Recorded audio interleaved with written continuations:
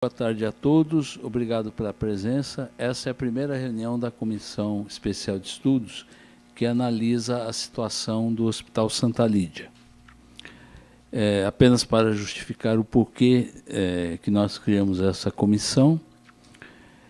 Primeiro que nós sabemos que o Santa Lídia passou por momentos difíceis, né? E sofreu até uma intervenção judicial. E também temos notícia que melhorou muito a situação do hospital, em função dessa intervenção e dos interventores. E isso é muito bom, mas nos preocupa os rumos que o hospital vai tomar daqui para frente, principalmente em relação a essa nova administração, que tem dito, pelo menos na imprensa, a nós não chegou nenhum projeto, nenhum comunicado oficial de que o hospital poderia ser usado como vagas de internação para crônicos, né? Para poder liberar eventualmente leitos para o sistema único na área de urgência e emergência. E também nós já recebemos oficialmente um projeto de que o Hospital Santa Lídia se tornaria também uma OS, uma organização social, para poder melhor gerir a sua administração. E segundo o que foi dito no projeto, que nós analisamos no primeiro momento, e esse projeto não teve parecer da Comissão de Justiça, mas naturalmente ele vai voltar à pauta, de que o Tribunal de Contas tem tido dificuldades para analisar as contas do Hospital Santa Lídia e que talvez o próprio Tribunal de Contas, aí não sou eu que digo, né, foi dito, inclusive numa reunião que ocorreu aqui, não sei se o Mega participou, ele pode falar melhor, de que com a participação de um membro do Tribunal de Contas, o ideal seria transformar o Hospital Santa Lídia numa OS. Mas, só para esclarecimento, a questão da OS, ela não abrangeria apenas no projeto o Hospital Santa Lídia, mas abrangeria qualquer entidade de saúde e, inclusive, o setor da cultura e da área assistência social. Bem, então, esse é o motivo que nós, em primeiro lugar, convidamos a Darlene, que ela está há algum tempo lá, como interventora, e as perguntas vão poder ser feitas pelos membros aqui, eu, o Mega, as pessoas que estão aqui, inclusive nós temos aqui a assessora do Bertinho, temos aqui a Débora, que representando o sindicato, né? 2 representantes do sindicato, fiquem à vontade também, o Magrão, que é do Conselho Municipal de Saúde, enfim, aqueles que queiram algum esclarecimento, nós daremos a palavra. Bom, feito essas preleções, agora passaria para o Dr. Mega para ele fazer as suas considerações. E se quiser, Mega, já fazer perguntas para a Darlene. Primeiro, Dr. Jorge, agradecer o convite para participar desse CI tão importante para o município. Agradecer a Darlene por vir, e sabemos que está fazendo um trabalho de reestruturação do hospital, principalmente na questão financeira. A Leandra Cardoso também, que está aqui conosco, o pessoal do sindicato, o Magrão, o Yuri, representando a Clube AM, é isso, Yuri? A doutora Cláudia, obrigado. Bom, então, realmente, o doutor Jorge já fez uma fala inicial, expondo a situação do hospital, que tem uma importância histórica aqui no nosso município, né? Começou com atendimento de pediatria, depois de ortopedia, na época não era municipal, e foi municipalizado com uma dívida, se não me engano, em torno de 9 milhões. Depois eu queria que a Darlene me corrigisse se eu falasse alguma coisa que não estivesse correta em termos de números. Mas a dívida foi crescendo rapidamente. e em poucos anos ela estava próxima de 30 milhões, 23 milhões, chegando perto. E aí a intervenção que teria que ter terminado já, mas a prefeitura não estava em condições, pelo que eu entendo, e não está ainda em condições de receber o hospital. E essa é a preocupação maior. Né? Então, inclusive vai precisar fazer uma reestruturação, como o Dr. Jorge já falou, do estatuto, do regimento, dos conselhos, né? Curador fiscal, não é isso, Darlene? E então, assim, eu queria saber, a primeira pergunta, é a pergunta acho que de todos, né? Se a prefeitura tem condições de receber o hospital de volta hoje. Essa é a primeira pergunta.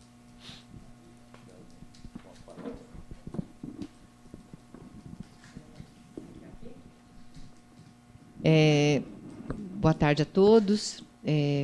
Agradecer a oportunidade, doutor Jorge Parada, de ter me convidado para essa reunião. E eu entendo que ela seria um momento de fazer alguns esclarecimentos, porque assim, o Santa Lídia ele ficou numa mídia negativa um certo tempo, depois saiu da mídia, então isso é bastante favorável, né? Porque quando não tem, não está na mídia, não tem problema, aparentemente, né? Eu queria pedir uma autorização para vocês, eu não sei qual que é o tempo que a gente tem, de eu fazer um breve histórico do processo de intervenção, que eu acho que clareia várias das perguntas e acho que dá para dar um norte geral em relação à questão do Santa Lídia. Né? A fundação ela foi criada em 2011, né? Uma lei autorizativa que criou a fundação. A prefeitura recebeu a doação do patrimônio e isso ficou com a fundação. A fundação ela é de natureza, tem uma natureza jurídica privada, tanto que ela pode fazer convênios com a parte da iniciativa privada, com as agências, a Agência Nacional de Saúde, com os convênios e o setor público. Então, o hospital ele continua sendo de natureza jurídica privada. A diferença é que ela é uma fundação que é controlada por órgãos ligados ao Tribunal de Contas, ao Ministério Público, né, e à própria controladoria da prefeitura. Né? Então, se a fundação não der certo, o problema fica com a prefeitura. A ideia é que a fundação, então, dê muito certo. E ela tem algumas prerrogativas diferentes de outros serviços ou de outros hospitais filantrópicos. Né? Se ela fosse 100% pública, ela não precisaria ter SEBAS, né? Não teria a parte filantrópica e não poderia vender serviços para a instituição privada. Então, a primeira coisa que eu queria falar para vocês é assim, existe um estudo de uma área jurídica da área de fundações que a gente vai, no final da intervenção, porque eu entendo que agora nós vamos passar por uma transição para finalizar a intervenção. E, para isso, a gente vai fazer uma proposta de uma reformulação da legislação, para que essa legislação ela fique bem, caracterize muito bem o que é a fundação e como ela se relaciona com o poder público, como ela se relaciona com o setor privado, como ela se relaciona com o Tribunal de Contas e como ela se relaciona com o Ministério Público.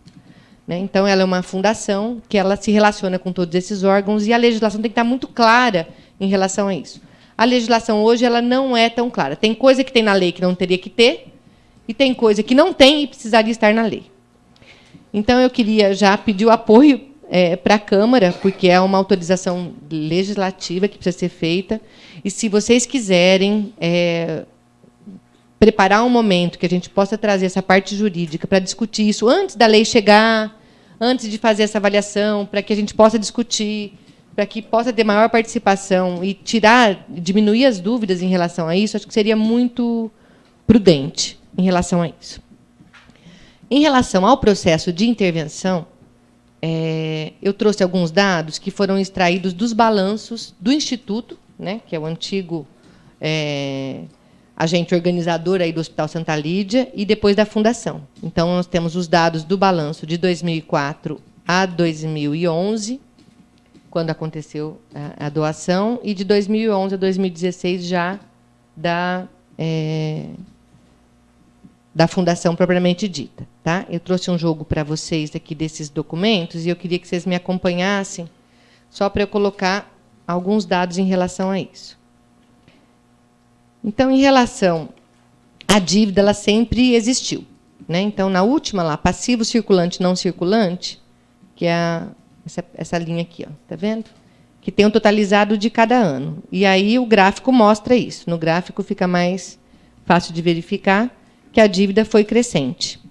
Ela foi crescente, atingiu esse maior número aí em 2014, em 2015 e 2016. A intervenção começou em 24 de novembro de 2014.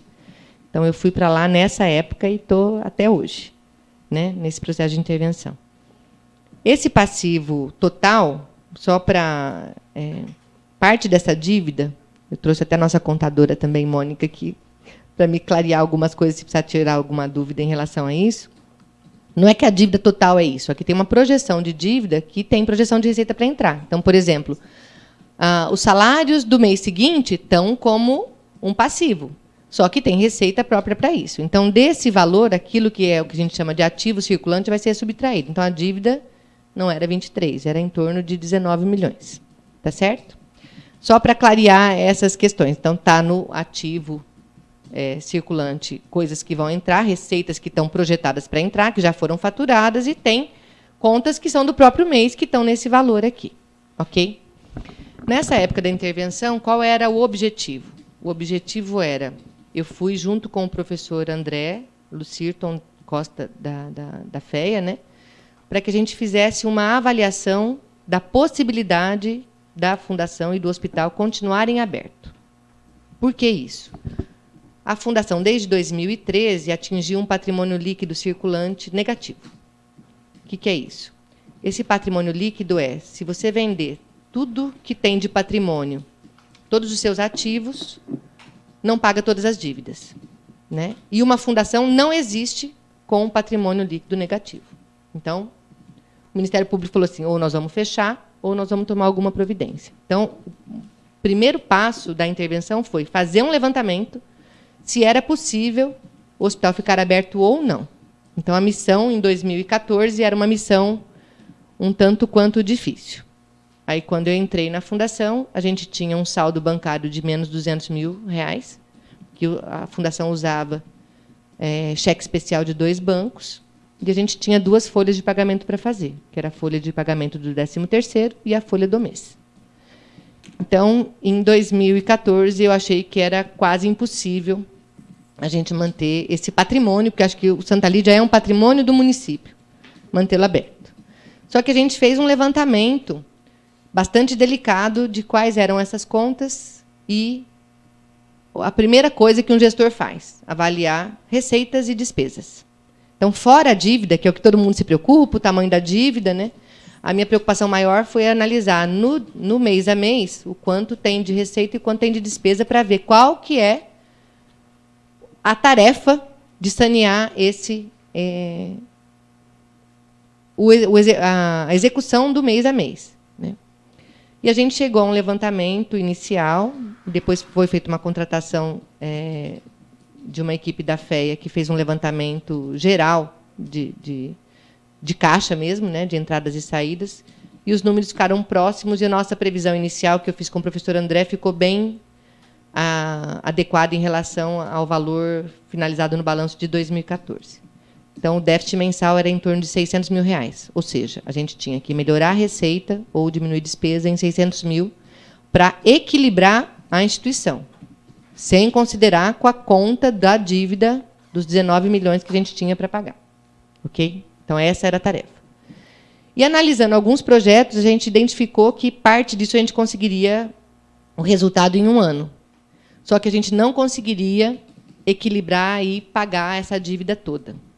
Essa dívida toda de 19 milhões a gente dividiu em 2 etapas. Dívida de longo prazo e dívida de curto prazo, com fornecedores, pagamentos de funcionários, FGTS, algumas pendências que a gente estava ali. Aí a gente fez um pedido para a prefeitura, na época, de incluir um aporte. Nós pedimos 12 milhões, que era o passivo circulante, a dívida de curto prazo que a gente tinha.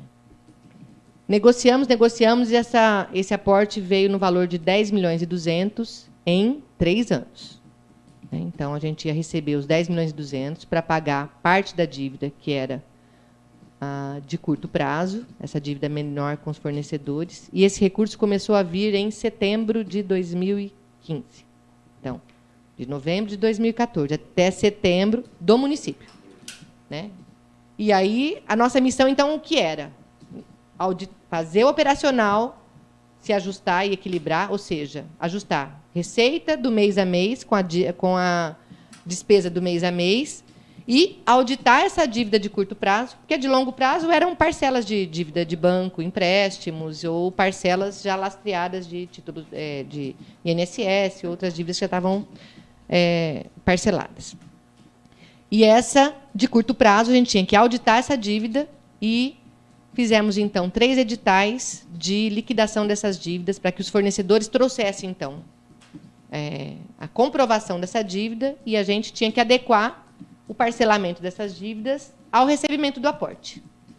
Então, essa tarefa a gente fez, né, foi bastante árdua e a gente foi organizando isso. Só que a gente começou a colocar todas as contas em dia, que era um dos projetos. Pagar em dia, aí você compra melhor, né, você tem mais fornecedores vindo vender, e aí você começa a equilibrar. Ao final de 2015, o operacional estava equilibrado e a gente teve um resultado positivo. Ou seja, na terceira página aí tem o resultado da instituição. Então, desde 2004, o Instituto e depois a Fundação nunca foi superavitário, ele sempre deu prejuízo. Certo? O primeiro ano de superávit foi 2015, depois seguido por 2016. E 2017 está muito difícil de ficar no azul, mas é a tentativa desse ano agora. Depois eu vou explicar por quê. Isso é o resultado, a diferença entre receita e despesa do ano. Tá? Anual.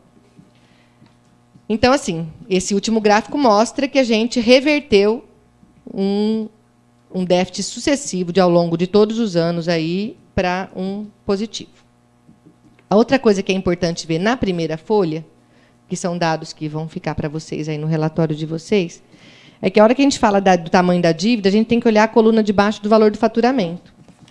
Né? Porque é a primeira linha e a segunda linha. Por quê? Uma dívida de 3 milhões, num faturamento anual de 6 milhões, 50% do faturamento está comprometido com dívida.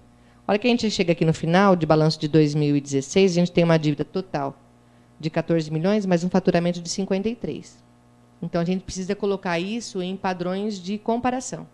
Então, esse gráfico também mostra isso. Né? Então, do ponto de vista de gestão, é importante ver o tamanho da dívida perto do faturamento anual da instituição.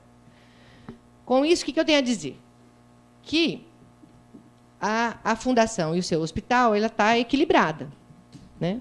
Só que esse equilíbrio é bastante frágil, porque as receitas e as despesas, nós não temos uma reserva para aguentar alguns atrasos. Então, o que nós temos? Nós equacionamos a dívida, hoje ela está, ao final de 2017, a gente vai atingir padrões em que vão ficar algumas dívidas alongadas, que são parcelamentos extensos que a gente tem aí, mas o operacional vai estar regularizado. Só que a gente não tem reserva. Ou seja, tem recurso em caixa que, se atrasar o pagamento da prefeitura, se o convênio glosar, se tiver algum atraso, vocês conseguem aguentar? Não temos. E outra coisa que é importante, o hospital é um hospital muito antigo. Quem foi lá recentemente viu que a gente precisou fazer algumas reformas meio urgentes, porque teve um descolamento dos ladrilhos que podiam cair, nós precisamos interditar a rampa, fizemos essas reservas. O elevador nosso é de 1960, se eu não me engano. Né? Agora nós vamos trocar o cabo do elevador, para isso tem que ter toda uma logística de... Então, assim, conseguimos, ano passado, comprar alguns equipamentos de UTI. Então, assim, a fundação e o seu hospital, eles precisam de um pouco de investimento. E a gente conseguiu um pouquinho, mas, assim, ainda precisa fazer muita coisa. A gente está com pendências na vigilância sanitária, porque a gente não conseguiu fazer algumas reformas que são necessárias. E a gente está tentando adequar o melhor possível. Mas esse equilíbrio, ele existe, a dívida diminuiu de uma maneira muito importante, mas eu chamo de um equilíbrio muito frágil. A gente, a partir de 2016, saiu do patrimônio líquido negativo, ou seja, o risco de fechamento não existe por enquanto, mas ele é um patrimônio líquido muito pequeno ainda, né? Então, a gente precisaria trazer alguns investimentos para fazer essa revisão. Então, essa é a situação financeira e desse equilíbrio. Está equilibrada, a dívida está equacionada, a gente consegue deixar isso de uma forma organizada, mas esse equilíbrio é bastante frágil. A gente não suporta atrasos de pagamento, glosas de parceiros da iniciativa privada, ou alguma ruptura de algum convênio, né? Paralelo a isso, a gente fez uma estimativa de receitas. Então, esses dados estão para vocês no relatório. E, se vocês precisarem de algum detalhamento, eu tentei fazer de uma forma que ficasse visualmente fácil de entender a evolução. Mas, se vocês precisarem de algum detalhamento do balanço ou da análise contábil, vocês fiquem à vontade de solicitar para a gente. Quando a gente faz orçamento, porque a instituição, antes de eu ir para lá, não fazia orçamento. O que é? A previsão das receitas para a gente adequar as despesas nesse orçamento. A gente começou a fazer desde 2015 e a gente faz essa projeção. A projeção dos convênios, ela está abaixo do que a gente esperava, né? Então, alguns dos convênios que a gente tinha, eles reduziram, né? Parte eu atribuo à própria crise geral, e parte algumas mudanças de alguns cenários, de a criação de alguns hospitais privados no município, que acabaram drenando ou redistribuindo esses pacientes. E as instituições filantrópicas e os hospitais, acho que eu posso falar em nome dos demais, a gente tem que fazer uma tarefa anual muito difícil de ser feita. Por quê? As receitas, elas são mais ou menos estáticas, com risco de diminuir. Só que as despesas são crescentes. Por exemplo, a nossa folha de pagamento, né? Ela está, a maior parte dos funcionários são ligados ao SINDES, né? Sindicato do Estabelecimento de Saúde, e a gente tem reajustes anuais. O do ano passado foi 9,49, o desse ano está estimado em 2,55, só que as nossas receitas não cresceram o suficientemente para adequar a esses acréscimos. Vários dos contratos também têm acréscimo que está no contrato. Aí tem energia, luz, que são despesas fixas pesadas para a nossa instituição. A nossa conta de luz gira em torno de 70, 80 mil reais, a de água mais 25. Né? Então, as despesas fixas, que a gente chama de hotelaria, assim, elas são pesadas. Então, todo ano a gente tem que fazer um exercício de ou melhorar alguma receita, que é difícil, ou diminuir alguma despesa. Então, a gente está fazendo novamente um levantamento dos centros de custos. A gente tenta melhorar os contratos, tentar diminuir alguns que são possíveis. Mas esse exercício ele é bastante difícil. Então, todo ano você tem que cortar alguma coisa, né? E, assim, com uma previsão de receitas não tão pujantes, né? Então, a minha expectativa é que o orçamento previsto para esse ano ele seja executado menor do que ele foi orçado, né? Pela avaliação que a gente fez do primeiro semestre, a gente está com déficit. A gente só não foi para o vermelho porque a gente conseguiu vender a folha de pagamento, então entraram outras receitas que são os subterfúgios que a gente tem para tentar melhorar esse tipo de receita. Então, existe essa fragilidade. O que a gente precisa? Tudo que a gente tem de custo fixo, otimizar o máximo possível. A gente está fazendo isso. Ou seja, não deixando o leito ocioso, atendendo o máximo que dá. E a gente está com algumas dificuldades que os hospitais de Ribeirão e região eles estão todos lotados, né? E a gente criou alguns leitos que a gente chama de enfermaria térrea, que são leitos que volta e meia vocês já estão sabendo, que a gente realmente fica com o paciente no térreo porque não tem leito para subir. E aí a gente conversa com os outros parceiros, Santa Casa, Beneficência Portuguesa, HC, a gente tem uma rede que se conversa para a gente ver o melhor local para o paciente, para dar o melhor atendimento possível, e estão todos lotados, né? Então, quando a prefeitura, a secretaria fala que nós precisamos de ampliar alguns leitos, eu fico preocupada com algumas questões. Primeiro, a gente não concorrer em tipos de leitos específicos, né?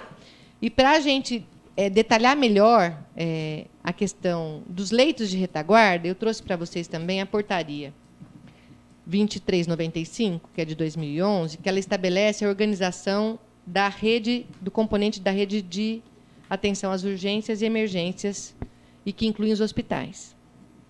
Essa portaria, ela faz uma abrangência de uma quantificação dos leitos no âmbito regional, então não entra só Ribeirão nessa história, porque a gente tem equipamentos em Ribeirão que atendem a região. E Ribeirão é um polo regional.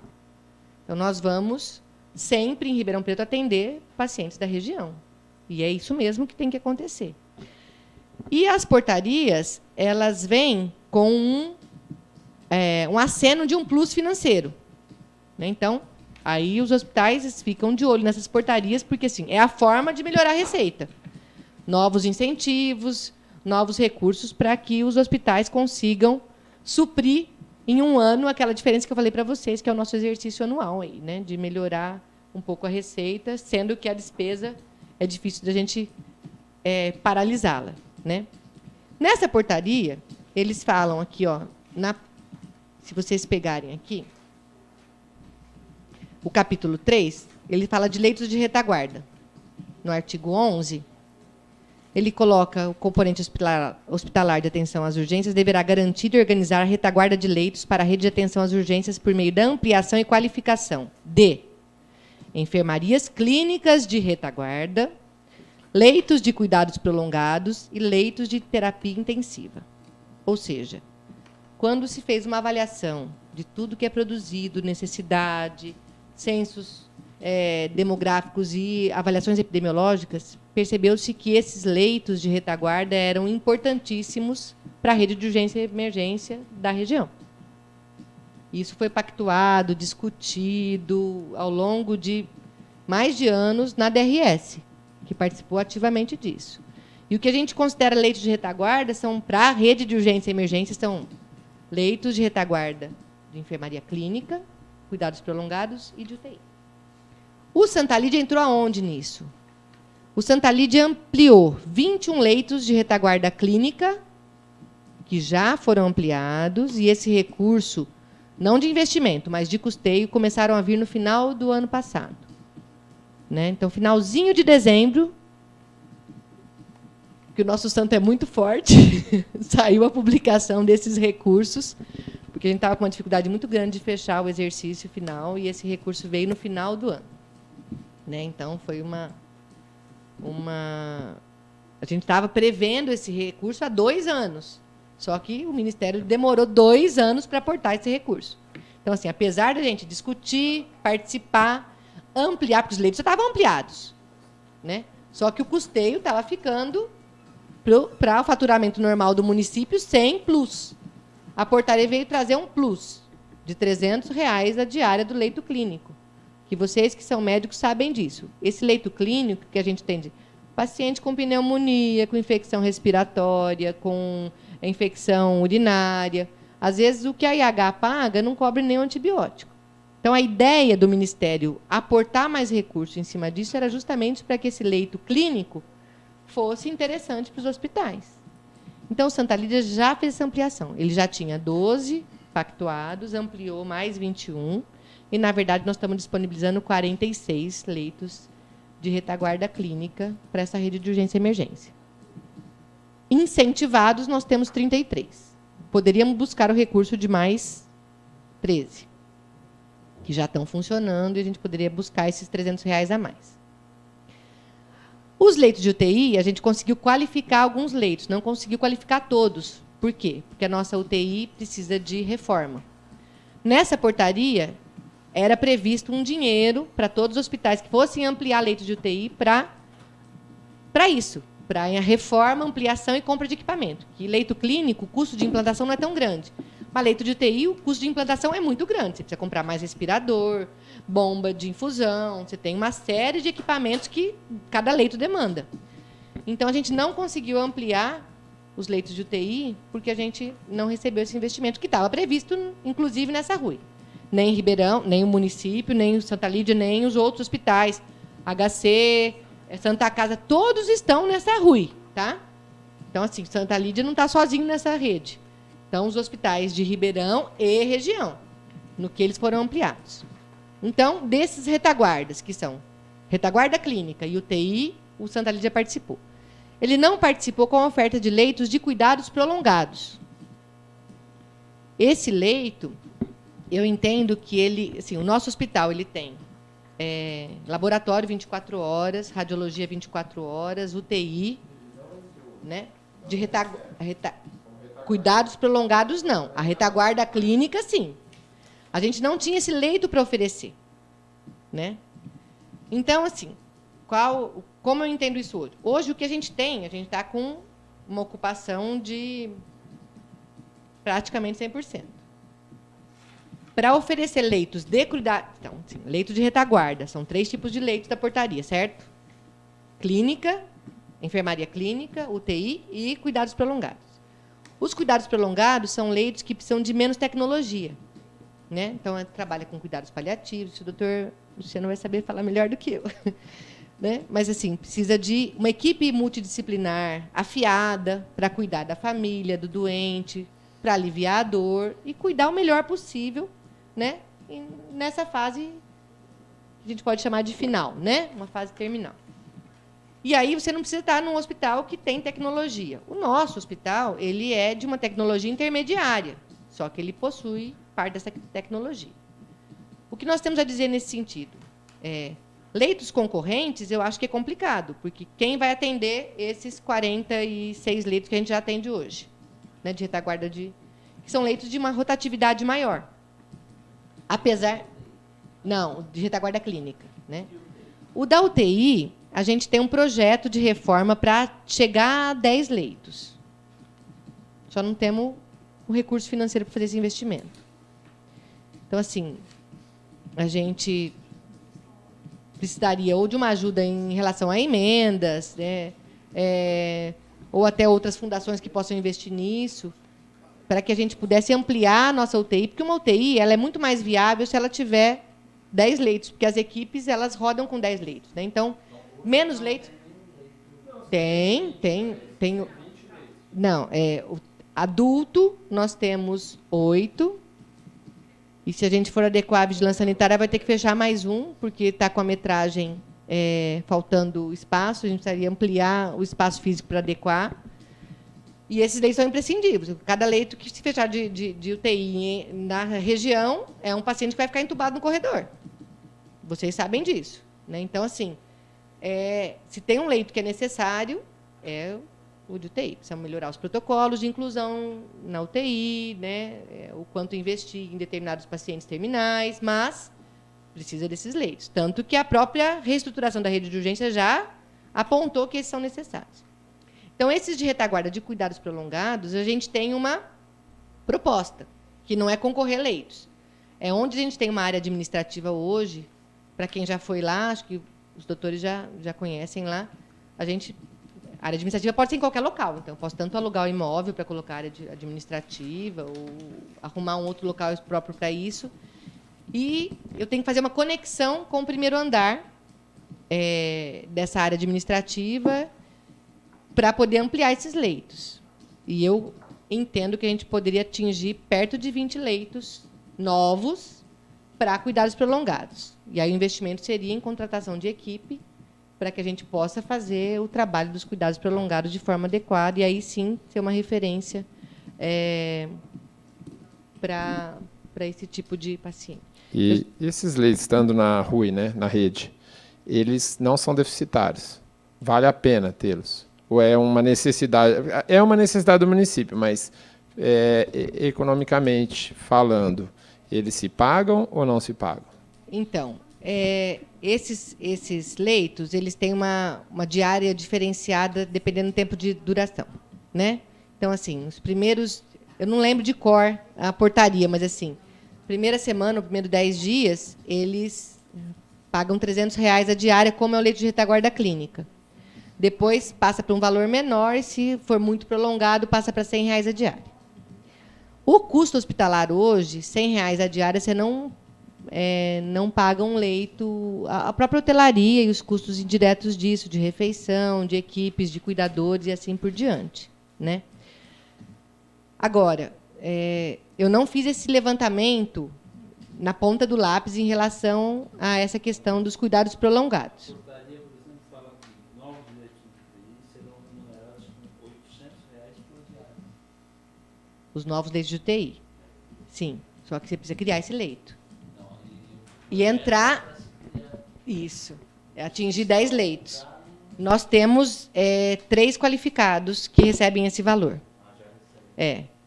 O que não veio, o que foi qualificado, que estava adequado naquela época da portaria, que isso começou a ser discutido em 2011, 2012. Então, o que estava pronto naquela época entrou para a qualificação. Aí o hospital já recebe. Os novos, não.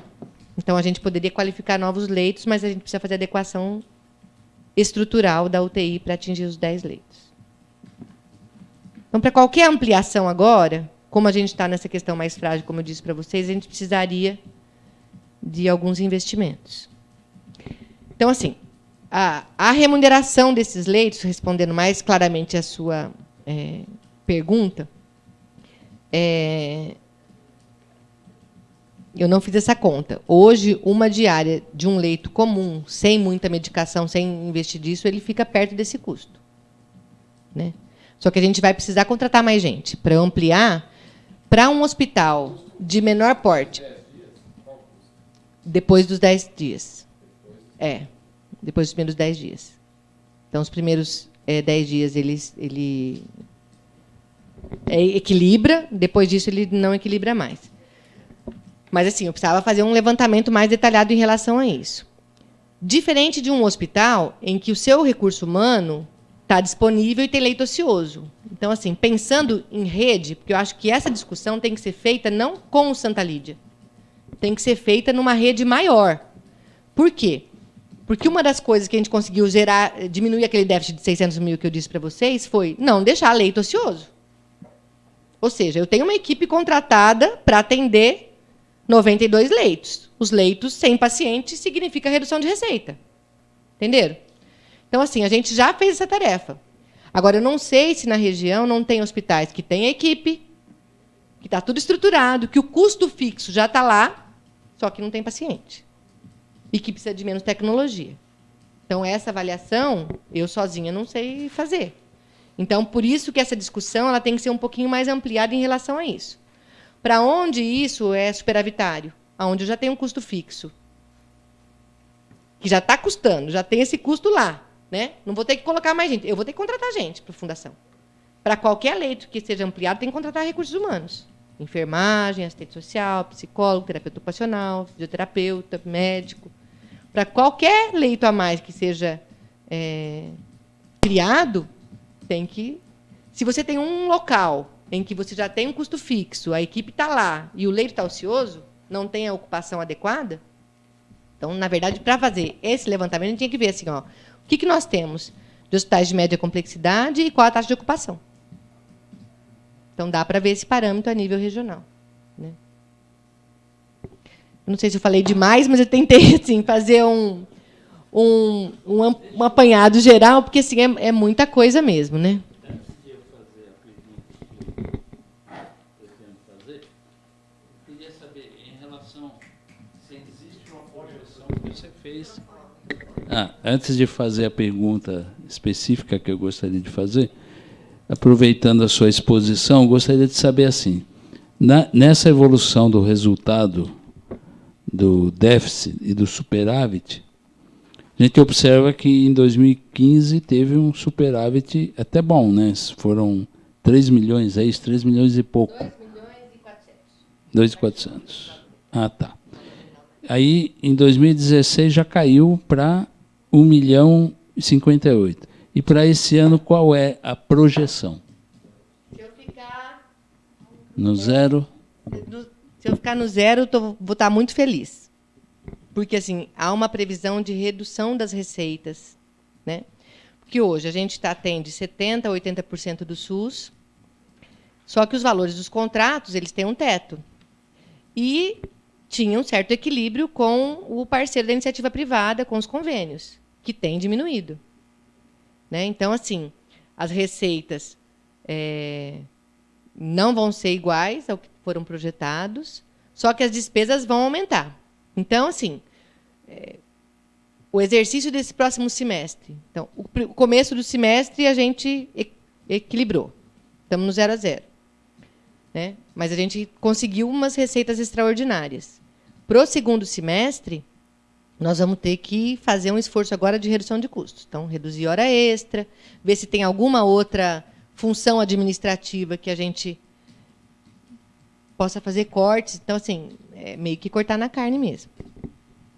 Então, dentro desse raciocínio, até onde eu sei, o primeiro convênio, o carro-chefe é o SUS, 70%. Sim. Parece que o segundo é o IANSP. E o terceiro, o SASSOM. Estou correto?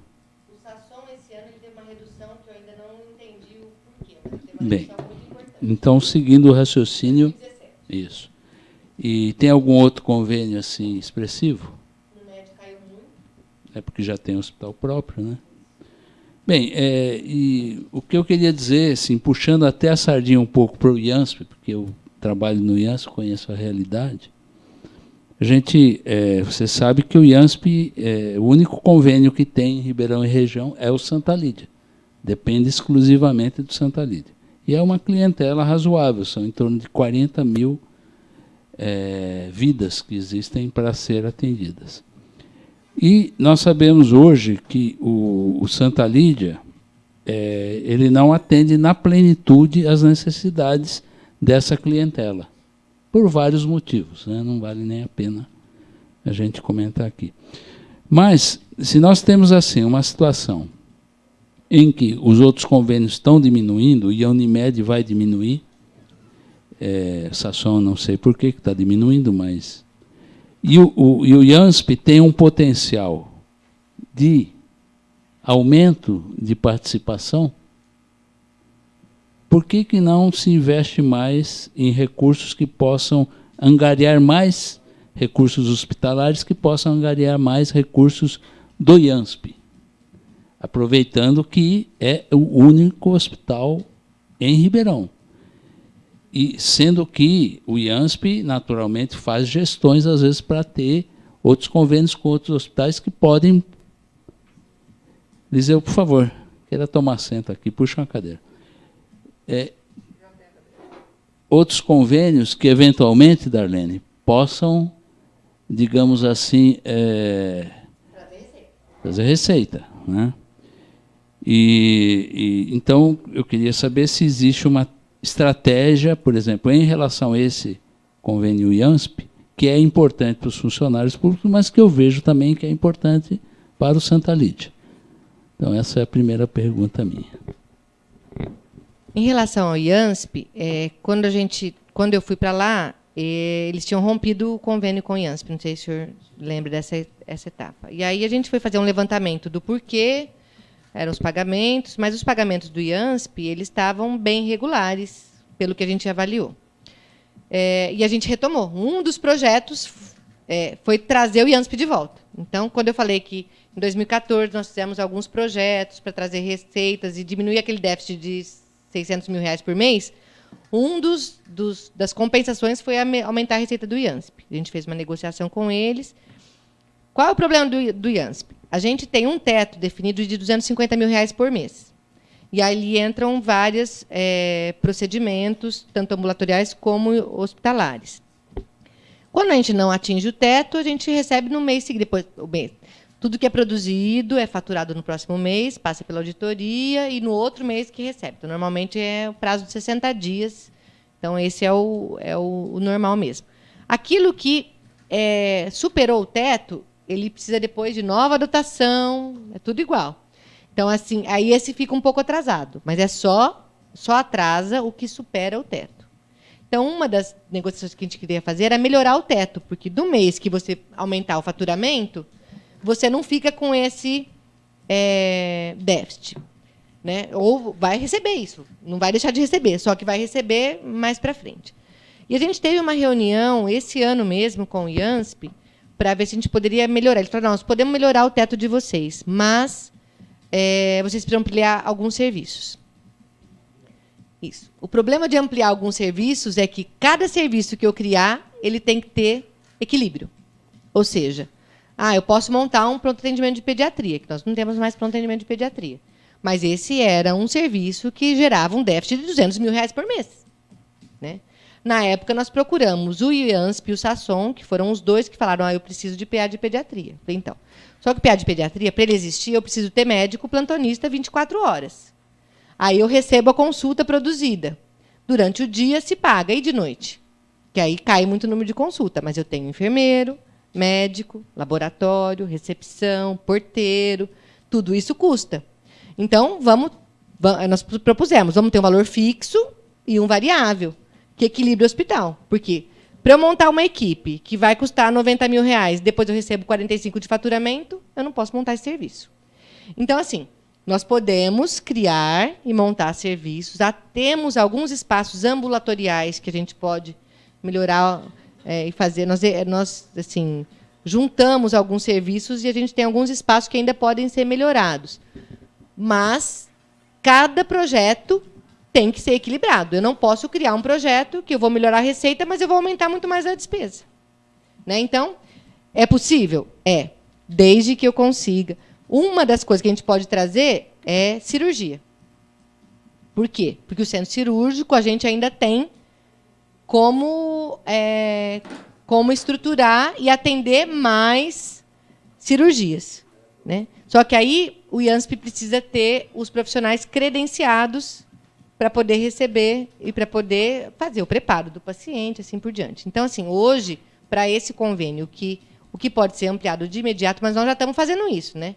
Então, assim, a tomografia já está voltando, porque a gente tinha ficado sem tomografia, então isso é uma receita que pode crescer um pouquinho.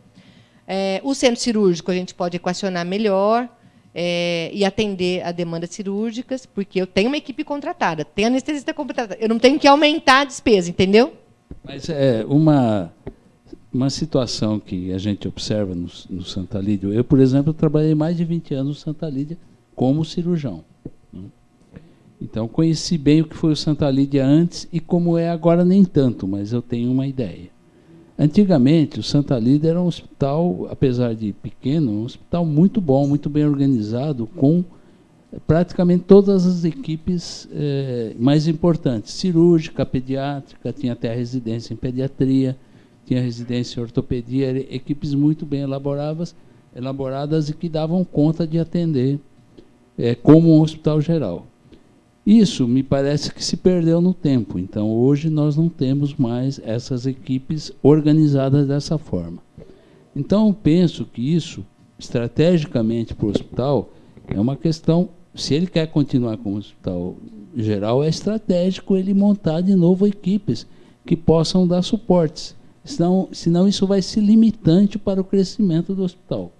Se você hoje, por exemplo, conseguiu, mérito seu, fazer esse equilíbrio, né? E a gente está notando que esse equilíbrio está esvaindo, dada essas situações de crise, de convênios que vão tendo outras alternativas de internação que não o Santa Lídia.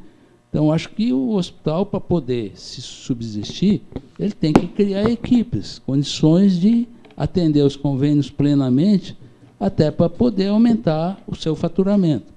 O Santa Lídia, eu acredito, por exemplo, se houver, não posso falar pela administração, mas se houver um incremento de serviços, especialidades, recursos, ele vai ampliar o teto financeiro, que vai dar um equilíbrio maior para o hospital.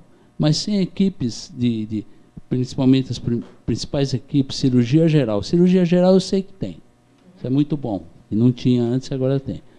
Mas, por exemplo, obstetrícia, ginecologia, otorrino, ortopedia, parece que atende até uma certa hora, depois não atende mais. Então, está tudo meio à sola, o atendimento. Isso é o que eu tenho observado. Até o atendimento de urgência e emergência é um pouquinho deficitário na questão assim, de que parece que é um médico só que atende todo mundo. Então, em determinada situação, o paciente de convênio ele fica 6 horas esperando para ser atendido. É um problema grave que tem que ser resolvido. Então, eu acho que esse é um desafio que o hospital tem agora, que passou essa fase, vamos dizer assim, de estabilizar o voo, né? Mas para continuar voando com um voo de brigadeiro, tem que fazer mudanças importantes. Eu não sei se isso está sendo projetado pela direção. Então, está sendo projetado aquilo em que a gente tem equipes que possam dar essa retaguarda. Por exemplo, a cirurgia geral, ela está voltando, a gente está reestruturando, é uma área deficitária para o SUS e para os demais convênios, e que a gente está tentando resgatar e ampliar isso. Obstetrícia, por exemplo, para a gente montar uma estrutura para fazer 2 partos por mês, não é viável. Então, assim, não estamos pensando em obstetrícia, porque não há essa demanda para isso. Porque eu tenho que manter... Ou você tem obstetrícia e tem equipe 24 horas todos os dias, ou você não tem. Então, assim, é uma demanda que ou eu trago, não só o IANSP, mas eu trago toda uma demanda junta para eu poder botar essa equipe estruturada. Não, porque nessa repactuação das redes, isso já foi destinado para outro local. Então, essa reavaliação tem que ser conjunta. Agora, aquilo que houver demanda e que a gente puder, a gente pode rever e equilibrar, como nós fizemos com a cirurgia geral, né? Mas alguns, porque assim, é uma questão de demanda. Você montar um serviço que custa muito caro, ter as equipes. A equipe de saúde, ela é uma equipe muito especializada, né? Então, ela tem um custo que eu acho que é merecido, mas assim, eu preciso ter a demanda suficiente para que ela equilibre. Então, a palavra-chave é montar projetos que tragam equilíbrio e não tragam déficit ao hospital.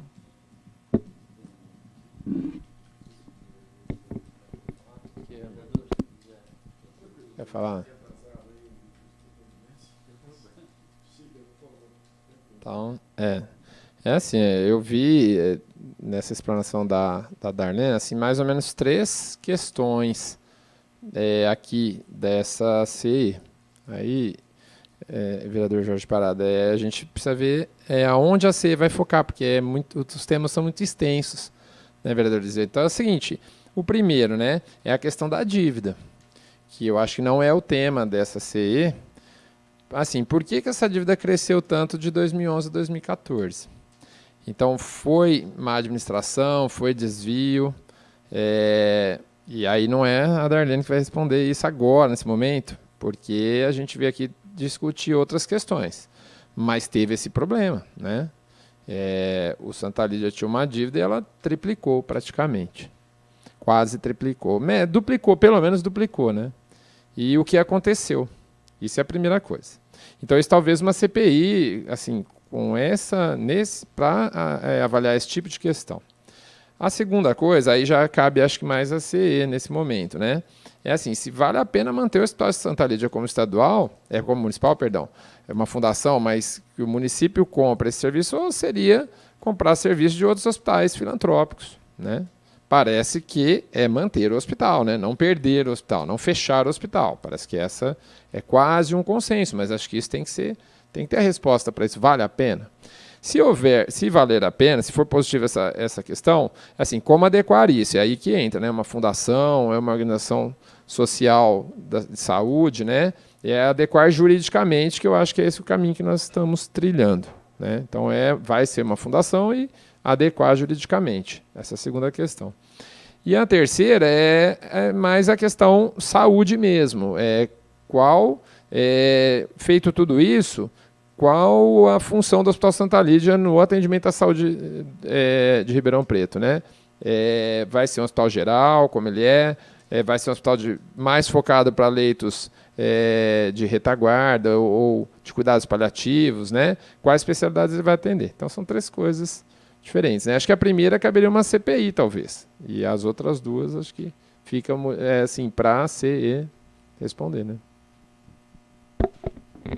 Em relação ao para trás, né? Eu respondo a partir de novembro de 2014 em relação a isso, mas nessas avaliações e revisões dos processos, a gente, inclusive era uma obrigação minha, a gente apresentou vários relatórios ao Ministério Público e à própria Justiça. Então, esses relatórios eu entendo que são relatórios públicos, né?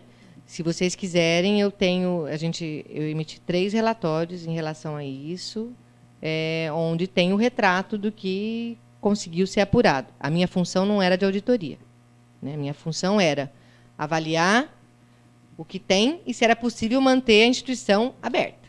Essa era a minha função. Depois disso, fica para cumprir o projeto.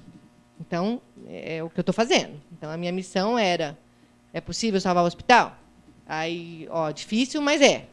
Então, vamos fazer essa atividade. Então, vamos agora fazer esse processo. E, assim, esses resultados, esses superávites ou não, para instituições do tipo da nossa, ela é muito frágil mesmo, né? Então, qualquer instituição filantrópica que não teve déficit está numa situação bastante favorável nesses últimos períodos agora, né? Até instituições que não tinham.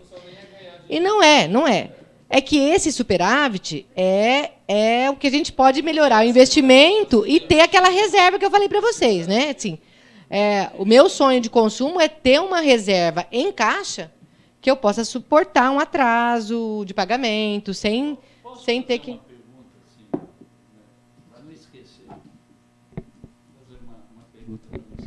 Que você estava falando que precisa de recurso, a gente vê os deputados aí da região, às vezes até de outra região, que vão e dão emendas parlamentares para Santa Casa, beneficência. Por que eles não dão para Santa Lídia? Você tem conhecimento? Esse ano parece que tinha uma destinação de emenda, né? É que assim, as emendas elas são comentadas e solicitadas, mas nem sempre elas são concretizadas, né? Então, esse trâmite, eu sinceramente, ele é demorado mas existem algumas proposições de emenda para o Santa Lídia. E qualquer tipo de emenda para nós é interessante, tanto para custeio como para investimento, para compra de equipamento, porque a gente tem como investir em qualquer área, qualquer tipo de emenda é possível. Não, nós recebemos em 2000 Teve uma de 50 mil, mas foi antes da minha presença lá. Teve uma emenda de 50 mil reais, mas é 2012 ou 2013. Depois, assim, financeiramente, chegando na minha gestão, nenhuma. Né? De tudo isso que foi falado, da questão do Santa Lídia, a gente recebeu uma doação de alguns galões de hipoclorito uma vez, né? Que foi a doação que chegou para a gente, de verdade, para ajudar o hospital. Agora, eu tenho aqui que dizer uma coisa também que é muito importante.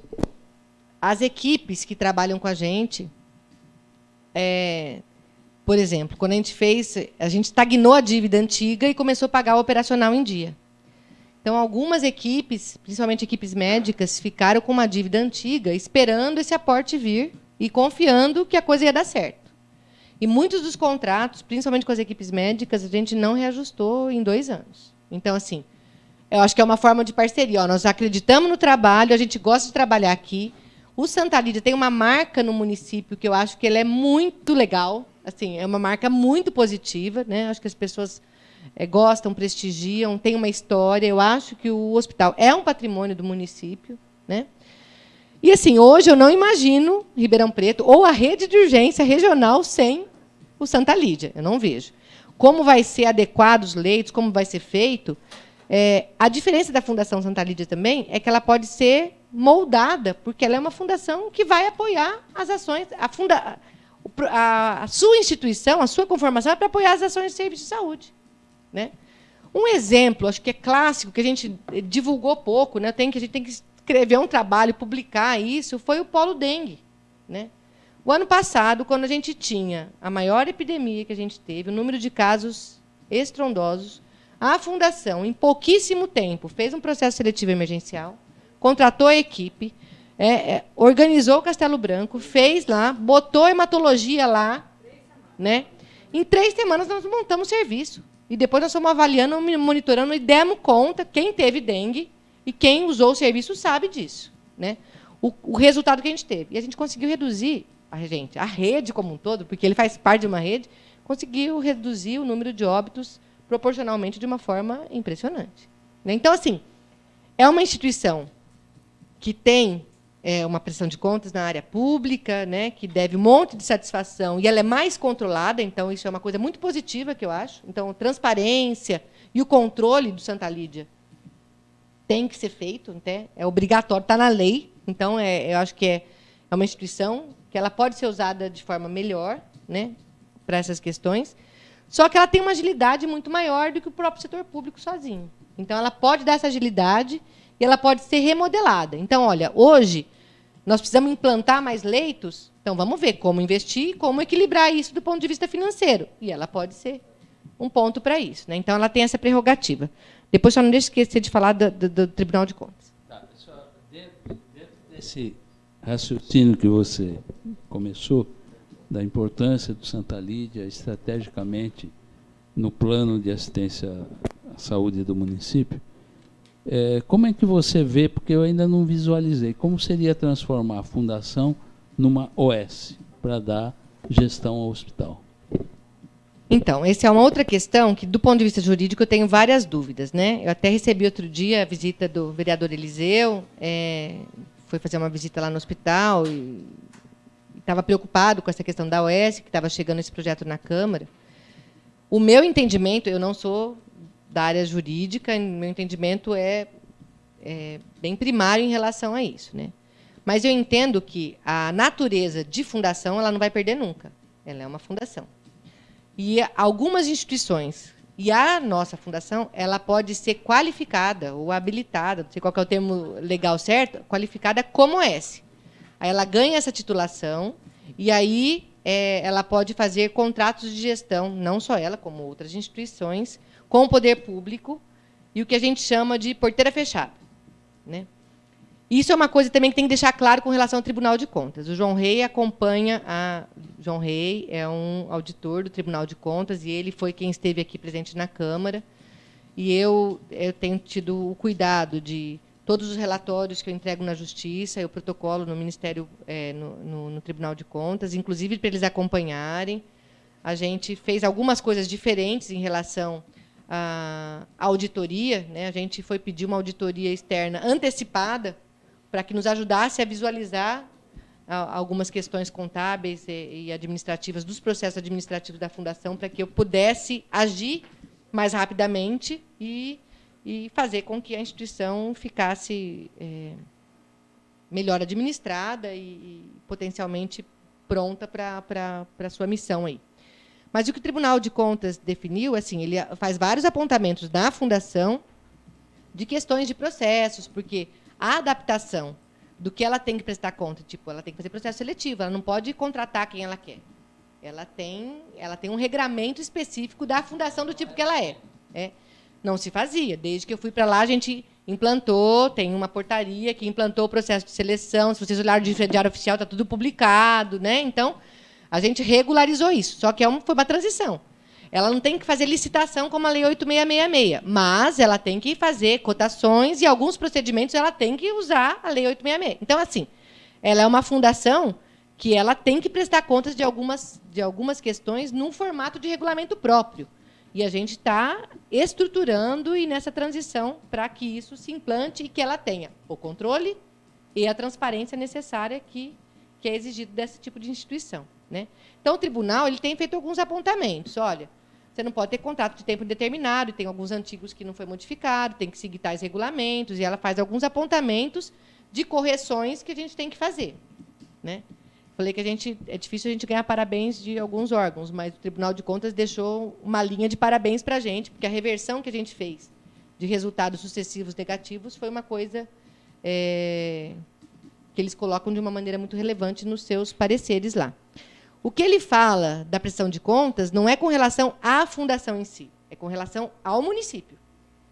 O que ele diz é o seguinte: os convênios que o município tem com a fundação, que não é um contrato de gestão total e que tem a inclusão de mão de obra, essa mão de obra tem que ser computada no gasto de pessoal. Então, o que é complicado é que eu não sei como é que está o parâmetro agora, mas a lei de responsabilidade fiscal, ela estava há uns 3 ou 4 anos, ela está beirando o limite.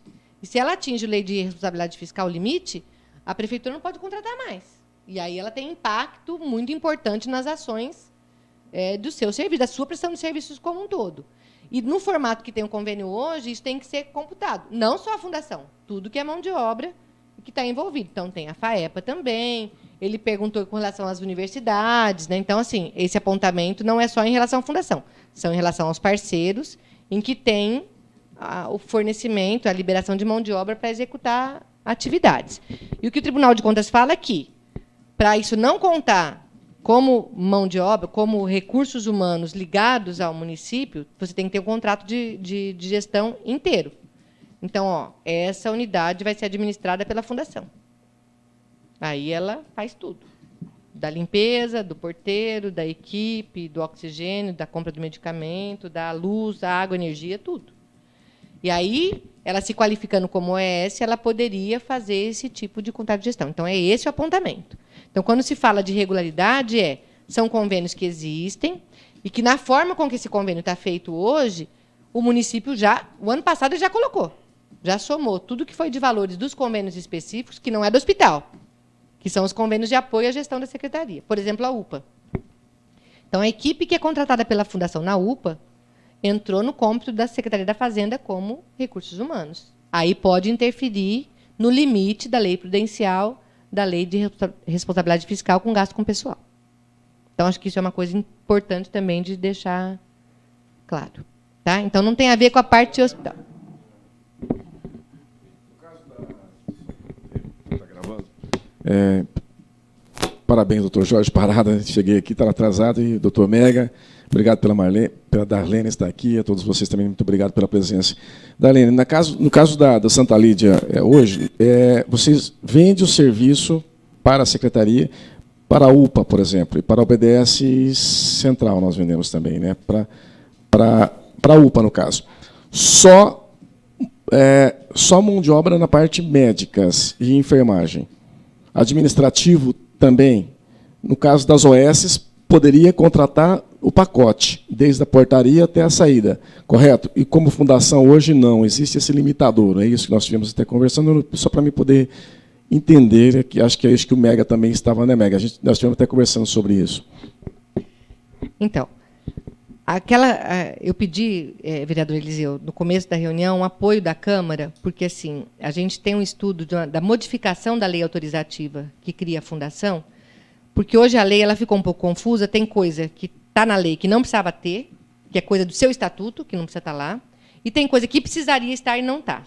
E isso pode dar uma confusão jurídica, pode gerar processos. Então, a gente está, junto com a consultoria jurídica, que cuida desse, porque é uma coisa complexa, né? A natureza fundacional ela tem peculiaridades muito diferentes em relação a como ela se relaciona com os vários órgãos, né? Então, é do direito administrativo, é a área trabalhista, então tem vários pontos que nós precisamos equacionar e deixar a lei muito clara em relação a isso.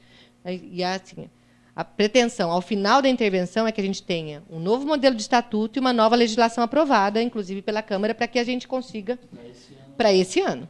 A ideia é que, ao final desse ano, a gente tenha uma proposição de estatuto e de legislação já aprovada para que deixe tudo redondo ainda esse ano, né? E a lei que cria a fundação fala que ela pode celebrar contrato de gestão e que poderia fazer isso sem ser qualificada com S. Só que o município não tem uma lei que estabeleça como ele pode contratar as instituições para fazer isso, né? Então, assim, é uma discussão jurídica que eu não me sinto apta a fazer, né? Mas eu acho que a gente pode.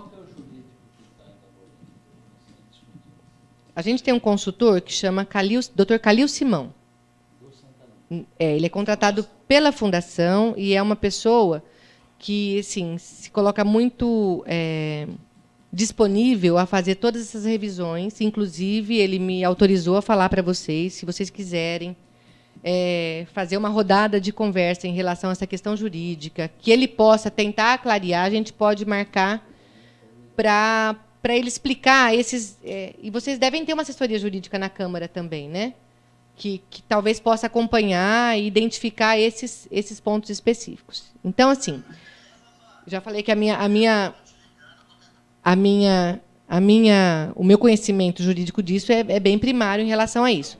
Mas eu acho que existem mecanismos, só que eu não sei se a prefeitura tem que ter a autorização legislativa para ela poder fazer esse tipo de contrato.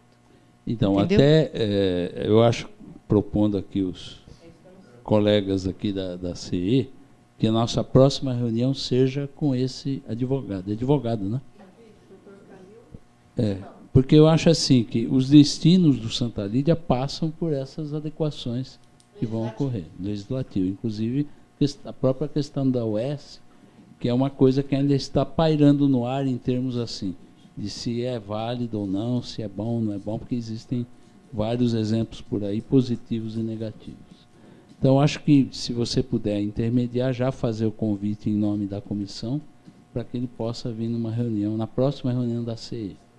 Pediria para você. Tá. É que ele não é de Ribeirão, assim, a gente poderia dar algumas datas possíveis para vocês e aí Sim. adequar isso? Nós Ok. nos adequamos à data dele. Tá bom. Ok. O assunto é assim, é bem complexo. Eu tentei ficar imaginando o que passar para vocês de uma forma que ficasse claro e não fosse muito prolixa, né? Muito trouxesse essa complexidade, mas eu queria abrir assim à disposição para o de vocês. plenário, para eles fazerem perguntas, algum questionamento, por favor, que acho que nós já esgotamos, né, nossas perguntas.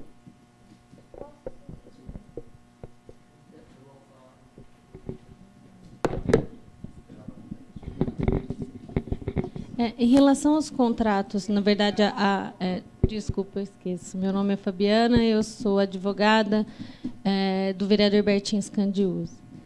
Em relação, na gestão passada, nós tivemos até uma comissão de estudos que o Dr. Jorge presidiu, e um dos questionamentos da comissão era justamente o contrato, ou a parceria, ou o convênio que o Santa Lídia teria com a prefeitura, em relação a contratações dos médicos que prestam serviço na UPA, né, que foi feito até um apontamento de ilegalidade em relação a essas contratações. Talvez a qualificação do Santa Lídia em OS seria uma forma de legalizar esta contratação por meio do contrato de gestão, como a senhora mesma já colocou.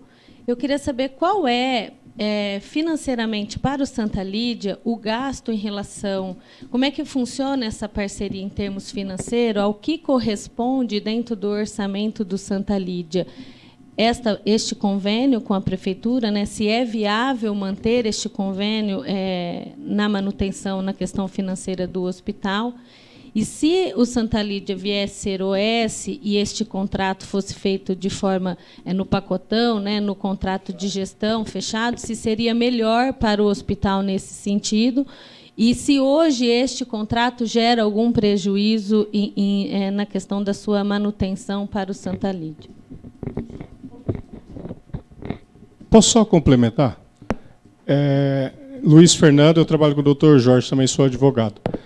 Dentro do que a doutora falou, né, vamos supor que faça a qualificação e faça esse contrato de gestão. No contrato de gestão vai ser por unidades já determinadas, né, igual, por exemplo, a UPA lá da 13 ou outras UPAs que existem no município. Isso daí teria alguma influência e modificaria o atendimento no hospital? Ou o hospital continuaria com o mesmo atendimento e com o mesmo tipo de relação jurídica que mantém hoje junto ao SUS e à prefeitura? As perguntas são ótimas para esclarecer algumas coisas também que são importantes. A fundação, ela é maior do que o hospital. Então, a fundação, ela tem os contratos do hospital e ela tem os contratos de apoio à gestão do município. O maior contrato é o da UPA. Desde o início, a grande parte, respondendo a sua pergunta também, a grande parte dos funcionários, naquela época que foi montada a UPA, é da fundação. Então, equipe de enfermagem, médicos, assistente social, psicólogo, farmácia, dentista, praticamente tudo, né? Era, inclusive, a radiologia, mas depois a prefeitura fez uma licitação para todos os serviços do serviço de radiologia e aí saiu da fundação. A parte médica tem mais um parceiro envolvido nesse grupo, que é a Universidade de Ribeirão Preto, a UNAERP, que ela tem um termo de convênio e ela também coloca profissionais médicos dessa área. Isso que a senhora está dizendo em relação às questões que estão envolvidas a parte trabalhista. O que esse nosso consultor diz é que a legislação hoje, por essas falhas, ela deixa uma brecha em relação a questões trabalhistas que a gente precisa corrigir com uma certa urgência para não ter esse tipo de problema. Esse inquérito que saiu na mídia, teve várias questões, ele tinha sido arquivado. Ele tinha sido motivação era o inquérito civil, que discutia as contratações e de que forma. E, na época, a gente foi ouvida pelo procurador, naquela época, e apresentou uma série de questões. E a fundação, quando eu fui para lá, ela tinha um contrato com uma empresa médica que eu fazia as escalas e colocava os médicos dos pronto-atendimentos. O que a gente fez? A ideia era a gente fazer processo seletivo de médico, né? Inclusive, nós vamos fazer. Estamos com um edital preparado para soltar. Mas, assim, a gente já tinha uma experiência pela prefeitura, que eu sou, para quem não me conhece, fiz 29 anos de rede pública, sou funcionária de carreira, farmacêutica, trabalho na rede há 29 anos. Todo ano, a prefeitura faz concurso para médico, faz processo seletivo emergencial, faz contratação, e tem sempre claros em aberto, né? E a gente conversando muito com os profissionais médicos, o que o pessoal fala assim, é muito complicado a gente assumir escalas fixas com X horas semanais. Então, o pessoal gosta muito de uma certa flexibilidade em relação a montar os seus plantões.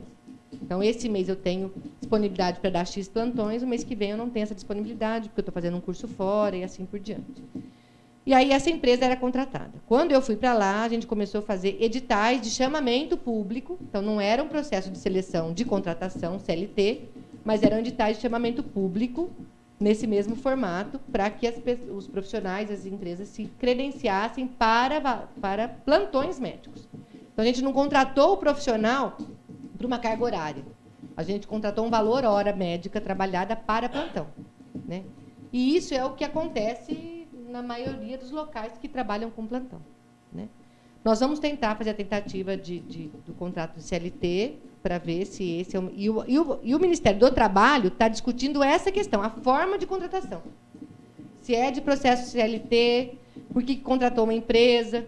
Só que, quando o processo começou a ser discutido, a gente já estava nessa migração gradual. Só que a gente não rompeu um contrato, falou agora. A gente foi fazendo credenciamento, constituindo essa equipe com os contratos regulares, captando esses profissionais para poder montar as escalas. Porque a gente tinha um compromisso de manter as escalas funcionando, né? Então, é uma questão mais trabalhista, que a gente entende que, se a gente acertar a legislação para não ter essas questões, e eu acho que esse tipo de terceirização dessas equipes, com a nova lei de terceirização, ela meio que regulariza todas essas questões. Também não... Meu conhecimento jurídico é primário em relação a isso, mas que a parte do direito colocou para a gente é que isso também seria regularizado. Mas, se a gente acertar a lei, né, eu acho que isso não vai zerar problemas trabalhistas ou outros, mas vai minimizar bastante, deixar muito claro essas relações de trabalho. É só fazer um comentário que, assim, quando se faz esse tipo de chamamento do médico, é perigoso, porque uma coisa é não deixar o plantão com a janela, o buraco, né? O plantão sem o profissional. Por outro lado, é a qualificação desse profissional que chega para dar plantão, que ele foi chamado por WhatsApp, e a gente não sabe se ele tem residência médica, a formação dele, a titulação, né? Isso é perigosíssimo, né?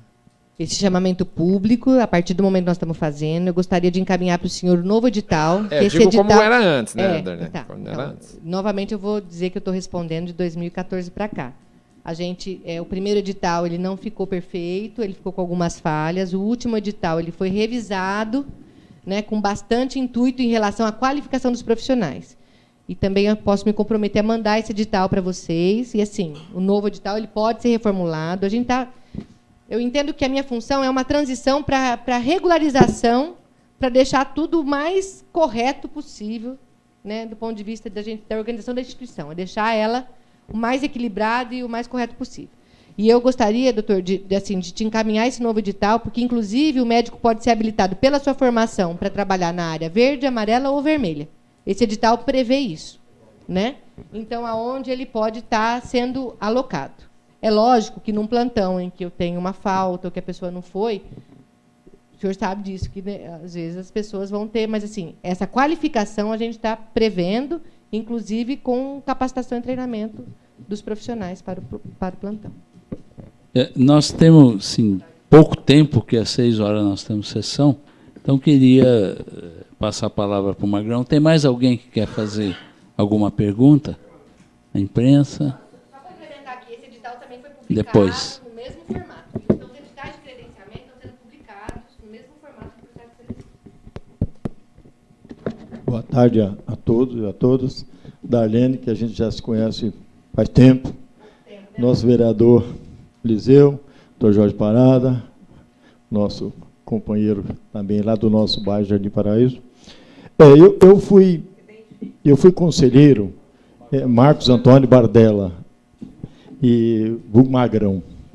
Eu fui conselheiro estadual do Estado de São Paulo por 4 anos, representando Ribeirão Preto e região. E aí eu fico muito preocupado, porque São Paulo, o Estado, tinha muito problema com as OS. Tinha muito problema.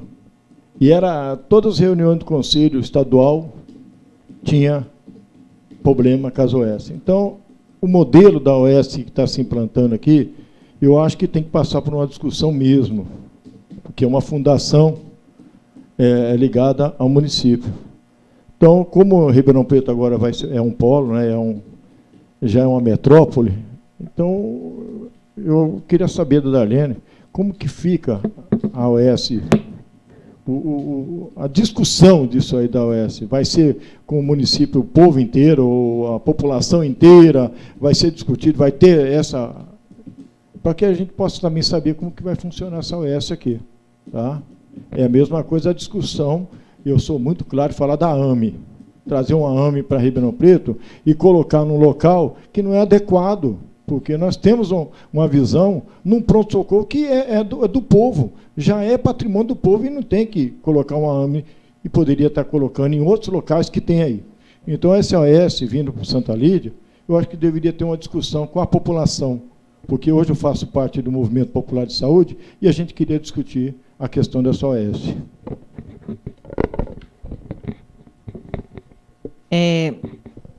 O meu entendimento em relação à OS é a fundação ela não perde a sua característica de fundação, né? Podemos rever isso com a parte jurídica, né? Mas ela se qualifica e habilita para fazer isso. Então, hoje, assim, eu entendo que ela só vai alterar um pouco as suas funções para poder ter a habilitação para fazer o contrato de gestão no formato em que o tribunal exige para adequar essa questão da lei de responsabilidade fiscal e adequar a questão do gasto com o pessoal e organizar isso de uma maneira correta. Né? Só lembrando de novo, porque assim, a hora que a gente olha, e se ela for com seu estatuto, com todo o seu regramento, estiver bem sólido e constituído no formato que deve ser, ela é uma instituição que tem que prestar conta e ela tem que ser totalmente transparente e ela é muito controlada. Então, seria uma instituição com tudo isso organizado, em que a população vai ter muita clareza do que ela faz, a que ela veio, e essa prestação de contas. Né? Então, eu acho que isso é uma instituição que vai ter essa questão. Em relação ao OS, acho que a gente tem que fazer uma discussão apartada disso, porque eu não sei dar essa resposta em relação a isso. Eu entendo que é uma qualificação apenas. Então, mas às vezes não é somente, porque, inclusive, nós temos que analisar sim, as experiências, como diz o Magrão, de OS em outros lugares. E essa situação peculiar de uma fundação também atuar como uma OS.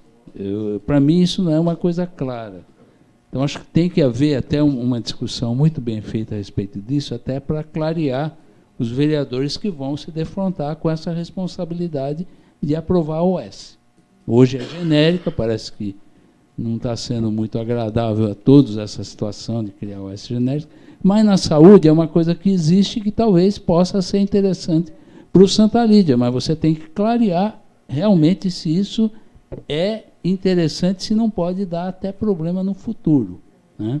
Então, por isso que eu até pediria novamente que a gente pudesse contar com esse consultor para que a gente possa ampliar esse diálogo, até convidar os demais colegas, né, para participar desse debate, que eu acho que é importante, que os destinos do Santa Lídia serão traçados aí. Certo? Bom, nós estamos em cima da hora, então, mais uma rápida. Boa tarde a todos. Né? Eu sou o Célio, servidor municipal, diretor do Sindicato de Servidores, e sou também membro no Conselho Municipal de Saúde. né, a minha pergunta é também em preocupação às OS, né? Então, me parece que as OS não têm essa obrigatoriedade em fazer o processo seletivo, não é, Darlene? E também uma outra pergunta que eu quero deixar é se os convênios, e inclusive a prefeitura, se estão com as contas em dias. Não sei se eu perdi essa parte, mas gostaria de saber. Aquilo que eu falei, Célio, a legislação da fundação ela é maior que a da OS. A gente não pode deixar de fazer processo seletivo. Isso está na sua base estrutural.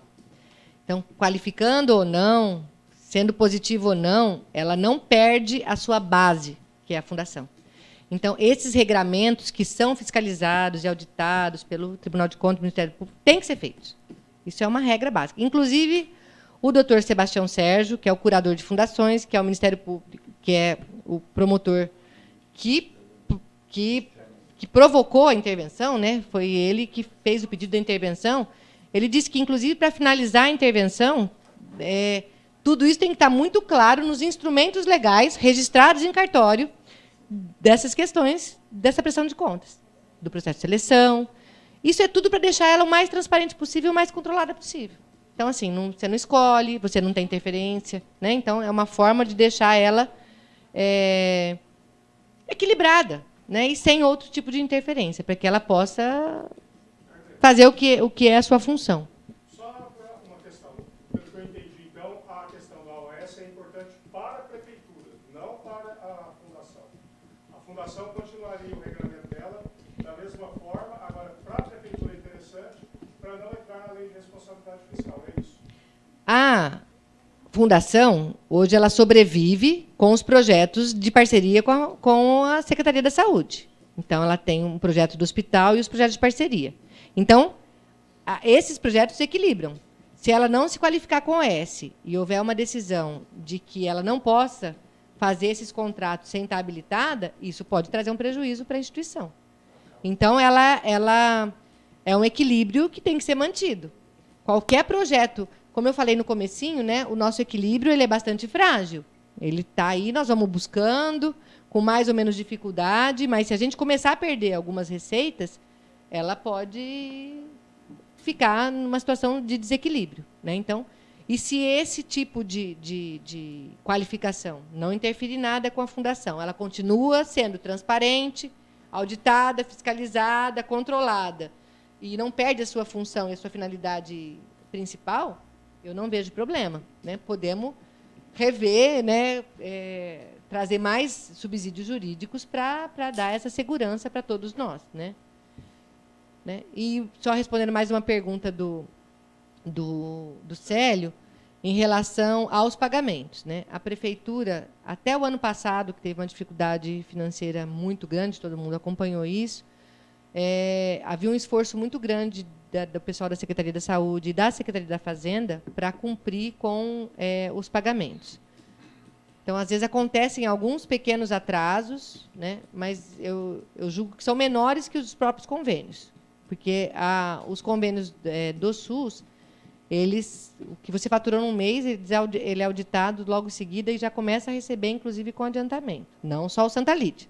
Todos os hospitais filantrópicos, quem é do conselho já viu prestação de contas, sabe disso, né?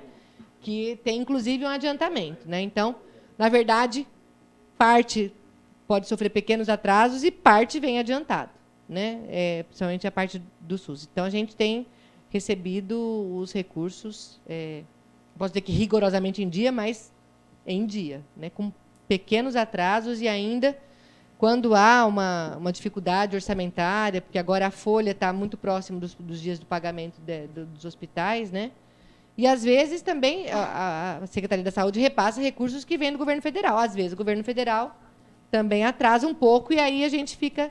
Mas a gente tem um equilíbrio bastante razoável nessa questão, né? Então, posso dizer que estão honrando, sim, com os pagamentos, inclusive do aporte, né? A última parcela do aporte vai ser novembro de 2017, agora. Muito bem. Nós já estamos em cima da hora. Só 2 minutinhos.